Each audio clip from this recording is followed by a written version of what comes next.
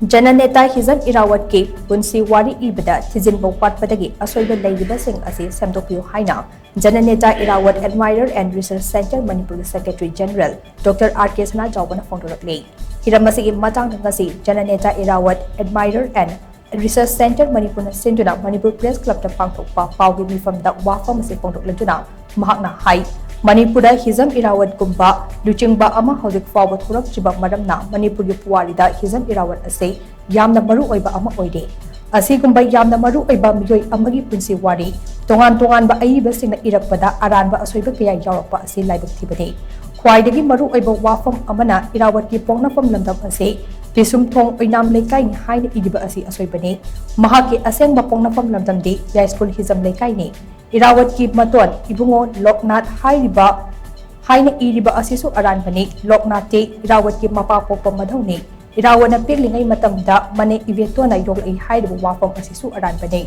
piglingai matamda de mahak ki madomcha tharongobi na yolakhe masida natana atai asoiba kaya yawba Irawat ki Punsi Wari School College ta tamnade masina tungda hena nuaitaba thongdok kaya lakpa yaba adu uraga Center asina kumna thizilaba matungda asoiba aranba sing ase semdok hongnabo honabani maram aduna wari iba lairik iba singna Hijam Irawat ki Punsi Wari da Leiriba Ashoiba sing ase semdoklaba matung makha taba lairik phongbiyu amade hanadagi leiraklaba asoiba lairik sing puna semdokminasi haina makha takhe nasi bagi Punsi Wari iba matamda admati aranba asoiba thenare thijandana ibadagi thenare anra adugi manungda kogi magi pokpham gi matang se pokpham ji kogi bisum thong oinam le kai haina sakra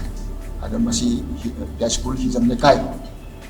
ni mai aseng pokpham ji lokana thasi magi mapubo ni haji madhau ni ado masi patoni bungo na sakra